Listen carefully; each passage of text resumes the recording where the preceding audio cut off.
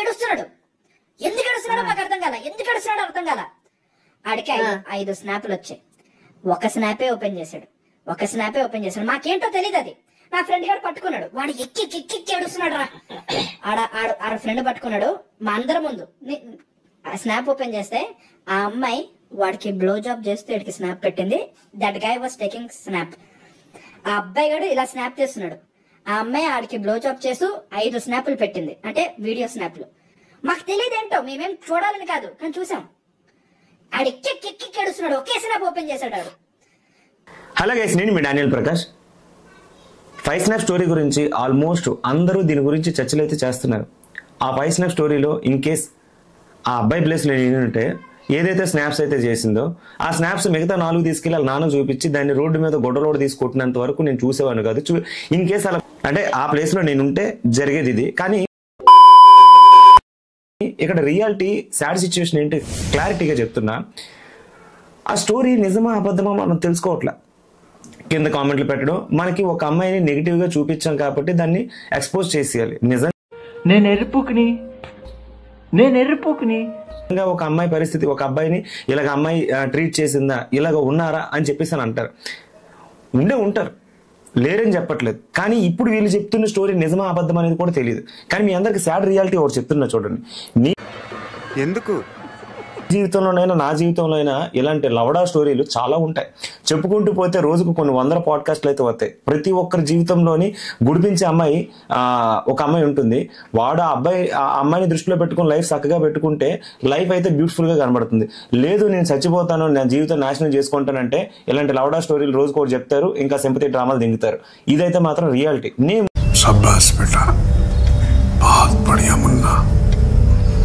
ముందే చెప్తున్నా, ఇక్కడ నేను ఫెమినిజం గురించి చెప్పట్లేదండి. నేను చెప్తున్న క్లారిటీ ఏంటి అంటే, ఇలాంటి పాడ్కాస్ట్లో లైవ్ లో పెట్టేసి కామెంట్స్ లో మీరు మీ స్టోరీస్ చెప్పండి అని అంటే బొచ్చుడు కాదు, లక్షల్లో వస్తాయి. ఇంత ఘోరమైన సిచ్యువేషన్ అయితే ప్రెసెంట్ అబ్బాయిలకే కాదు 90s కిడ్ నుంచి ఈ ప్రాబ్లం అయితే వస్తుంది, ఎవరికి అయితే లేదు. కాకపోతే ఇప్పుడు టెక్నాలజీ పెరిగిపోయింది, ఎక్స్పోజర్స్ అయిపోతున్నాయి, చాలా ఇమీడియట్ గా ప్రాబ్లమ్స్ అనేది బయటకు వచ్చేస్తున్నాయి. కాబట్టి దీనివల్ల పబ్లిక్ కి తెలిసిపోతుంది ఎవరు ఎలాంటి వాళ్ళు ఏంటి అనేది. కానీ దీన్ని గుర్తుపెట్టుకుని అక్కడే ఆగిపోతే మగాడి లైఫ్ నిజంగా గుడిసిపోవడమే. కానీ దాన్ని గుర్తుపెట్టుకుని లైఫ్ లో ఒక ముందు స్థాయికి వెళ్ళి దానికి నేనంటే ఏంటో చూపించే స్టేజ్ లో ఎవడైతే ఉంటాడో వాడిది లైఫ్ అనేది సక్సెస్ఫుల్ స్టోరీ. అంటే ఎక్కడైతే ప్రాబ్లం మనకి వచ్చిందో దానికి మనం అక్కడ ఆగిపోవడం తప్పు. ఎందుకంటే ఇప్పుడు నుంచి మ్యాటర్ ఏంటంటే 10th క్లాస్లో నా ఫ్రెండ్ ఒకడు ఒక అమ్మాయిని అయితే లవ్ చేస్తాడు. బస్ స్టాప్లో ఆ అమ్మాయి అక్కడ, ఈడెక్కడ, రోజు ఇలా ఇంటర్ డిగ్రీ ఫస్ట్ ఇయర్ వరకు ఇదే నడిచింది. డిగ్రీ సెకండ్ ఇయర్లో తను వీడు ఒకే కాలేజీలో చదువుకోవడం వలన కొద్ది గొప్ప బ్రేక్ టైంలోనో లేకపోతే ఇంటర్వ్యూ టైంలోనో లేకపోతే లంచ్ పీరియడ్లోనో బయటకు వెళ్ళి కలిసేవాళ్ళు.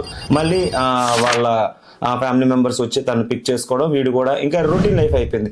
కాకపోతే వీళ్ళకి ఇంటికి వెళ్ళిన తర్వాత ఇంకా డబ్బులు దొరకట్లేదని చెప్పేసి ఫీజు రియంబర్స్మెంట్ ఖర్చు పెట్టి ఆమె ఫోన్ కొన్నాడు. ఎవ్రీ మంత్ వాళ్ళ అమ్మాయిలు ఇచ్చిన పాకెట్ మనీ తీసుకువెళ్ళి రీఛార్జ్ చేసేవాడు. ఈ సాడ్ రియాలిటీ స్టోరీ ఏంటంటే ఈ అమ్మాయి రోజు వీడితోనే చాట్ చేసేది. తర్వాత వీళ్ళిద్దరూ బాగానే ఉండేవారు. ఎప్పుడైనా బయటకు వెళ్ళాలన్నా సరే సైకిల్ మీద ఆదివారం వస్తే స్టడీ అవర్ అని చెప్పడం, ఇలా బయటకు రావడం, ఇట్లాంటివన్నీ జరిగేవి అనమాట. కానీ జరిగిన తర్వాత వన్స్ సాడ్ రియాలిటీ స్టోరీ ఏంటంటే ఇక్కడ బ్రేక్ పాయింట్ పడిపోయింది. ఈ అబ్బాయికి మ్యాటర్ ఏంటంటే ఈ అమ్మాయి వాళ్ళు ఇంట్లో మ్యాచెస్ వస్తున్నాయని తెలిస్తే వీడేంచేమో గొద్దలు దమ్మున్నాడు కాబట్టి వాళ్ళ అమ్మలకు చెప్పేసి ఆ అమ్మాయిని నేను లవ్ చేస్తున్నాను, ఎట్టి పరిస్థితుల్లో మీరు వెళ్ళి అడగండి అని చెప్తానంటే ఇద్దరిది సేమ్ క్యాస్ట్ కాబట్టి మేబీ డిగ్రీ అయిపోయిన తర్వాత జాబ్ వస్తే నేను అమ్మాయిని పెళ్లి చేసుకుంటాను, మీరు ఒకసారి వెళ్ళి మాట్లాడండి అని చెప్పేసి వెళ్ళి అడిగాడు. కానీ అడిగిన తర్వాత వాళ్ళిద్దరూ క్యాస్ట్ ఒకటైనా సరే కులాలు మతాలు వేరు, వీళ్ళు ఒక రిలీజియన్ వాళ్ళు ఒక రిలీజియన్ అయిపోవడం వలన క్యాస్ట్ ఒకటైనా సరే రిలీజియన్స్ మారిపోవడం వలన ఇక్కడ ప్రాబ్లం వచ్చేసింది. సో అది వంతు పెట్టుకొని వీళ్ళకి ఇంకా గవర్నమెంట్ జాబ్ అయితే రాదు. వీళ్ళ క్యాస్ట్ కొన్న ప్రకారంగా గవర్నమెంట్ జాబ్ ఉన్న వాళ్ళు వచ్చారు అంటే వీళ్ళ క్యాస్ట్ లో చాలా గొప్పదని చెప్పుకుంటారు. అంత అంటే వన్స్ గవర్నమెంట్ అంటే లైఫ్ సెటిల్మెంట్ కాబట్టి ఇంకా ఆ రకంగానే చూస్తారు అనమాట. అయితే అక్కడికి వెళ్ళి అడిగిన తర్వాత సరే మీ అమ్మాయిని అడగండి, మీ అమ్మాయికి ఓకే అనుకుంటే మేమైతే వెయిట్ చేస్తాం, మీరు కూడా వెయిట్ చేయండి, మా అబ్బాయి జాబ్ చేసిన తర్వాతే మీ అమ్మాయిని అయితే పెళ్లి చేసుకుంటాడని చెప్పేసి అడగడం జరిగితే అమ్మాయి అంది మీరేమనుకుంటున్నారు అదే చెయ్యండి, నాకైతే ఇంకా ఇంకా మళ్ళీ ఆగి నా కెరియర్ని నేను స్పాయిల్ చేసుకోవాలనుకోవట్లేదని ఇండైరెక్ట్ గా ఆ అబ్బాయిని రిజెక్ట్ చేసింది. తర్వాత అమ్మాయి వాళ్ళ అమ్మ ఆ విషయం బయటకు వచ్చి ఆ కొడుకుతో చెప్పిన తర్వాత వీడు ఇలా ఎందుకు చెప్పింది అని చెప్పేసి 2-3 days బాధపడ్డాడు. ఇంకా చాలా వరకు సూసైడ్ వరకు వెళ్ళి అంత ఇదేం కాదు. కాకపోతే ఒక కంట కనిపెట్టాడు.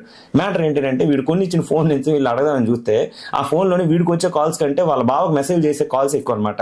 ఇక్కడ మ్యాటర్ ఏంటంటే వీళ్ళ బావతోటి ఈ అమ్మాయి చాటింగ్ చేసి ఎక్కువ దగ్గర అయిపోయింది. వాళ్ళిద్దరికి ఆల్రెడీ లవ్ లో ఉన్నారు. వాళ్ళ ఫ్యామిలీ మెంబర్స్ ఒప్పేసుకున్నారు. ఆ అబ్బాయికి ఆల్రెడీ గవర్నమెంట్ జాబ్ ఉంది. ఇవన్నీ తెలిసిన తర్వాత వీడు కొన్ని ఫోన్ తోటి వీడు చేసిన రీఛార్జ్ ఖర్చు తోటి ఆ అమ్మాయి ఆ అబ్బాయితో అంటే ఎవడైతే ఆ బాగున్నాడో వాడితోటి ఎక్కువ పులిహోర ముచ్చట్లు పెట్టింది. ఎరుపుకి ఎవరయ్యాడంటే ఇదిదే సర్ప్రైజ్. ఈ విషయం నా రియల్ లైఫ్ లో జరిగింది. అది కూడా నాకు తెలిసిన అంటే ఆల్మోస్ట్ నా డిగ్రీ నా బెస్టీ అనమాట. సో ఆడి పేరు నేను చెప్పిన ఈ వీడియో చూసారంటే నన్ను మింగుతాడు. ఇలాంటి స్టోరీలు ప్రతి ఒక్క లైఫ్ లో ఉంటాయి. నాలోనే ఉంటుంది, నీలోనే ఉంటుంది, ప్రతి ఒక్కరిలోనే ఉంటుంది. చెప్పుకుంటూ పోతే ఇలాంటి బొచ్చు స్టోరీలు రోజుకు కొన్ని 100 వస్తాయి, వందలు వస్తాయి. కానీ ఆ అబ్బాయి అక్కడ ఆగిపోకుండా లైఫ్ని చక్కగా చేసుకున్నాడు. ఇప్పుడు ఎంచేమో అది ముసలిదలాగా ఉంది. ఈడెంచేమో ఒక గ్రేట్ ఆర్టిస్ట్ అని చెప్పలేం, కానీ వాడి లైఫ్ను వాడు చక్కగా తీసుకున్నాడు. ఆ అమ్మాయిని గుర్తుపెట్టుకోబట్టే వాడి ఈ రోజు ఈ లైఫ్లో వాళ్ళ ఫ్యామిలీ మెంబర్ని గుర్తించి వాళ్ళ ఫ్యామిలీతో హ్యాపీగా ఉండి ప్రెసెంట్ తను కూడా తన కెరియర్లో ఒక మంచి పొజిషన్లో అయితే ఉన్నాడు. సో నేను వాళ్ళ పేర్లు అయితే రివీల్ చేయను. సో ఇది సర్ప్రైజ్ అనమాట. ఇప్పుడు ఆ స్టోరీని ఈ స్టోరీని కంపారిజన్ చేసుకుంటే ఓపెన్గా చెప్పాలంటే జీలో దమ్ము ఉండాలి, కానీ ఎవడైనా సరే సక్సెస్ అనేది సాధించవచ్చు. అమ్మాయి ప్రాబ్లం ఫేస్ చేసింది, అమ్మాయి ప్రాబ్లం క్రియేట్ చేసింది, నేను అక్కడ ఆగిపోతాను, నా లైఫ్ అక్కడతో ఆగిపోయిందని అనుకోవడం నిజంగా మీ మూర్ఖత్వం. ప్రతి ఒక్కటి మనీ మైండెడ్ అబ్బా. మనీ ఉంటేనే ఈరోజు లైఫ్ ఉంటుంది. చుట్టాలైనా, అన్నదమ్ములైనా, బ్లడ్ రిలేషన్ అయినా సరే, ఏదైనా సరే మనీ ఉంటేనే నీ పక్కన ప్రతి ఒక్కటి ఒక గోడలా ఉంటుంది. మనీ లేదా రోజుకో బిట్టు దిగిపోద్ది అనమాట. తర్వాత దోలు తీరిపోద్ది. So first money makes everything అన్నట్టు money makes many things. Okay, so ఇలా చూడండి. అంతేగాని అమ్మాయి ప్రాబ్లము అక్కడ ఆగిపోవడం వద్దు. ఓకే.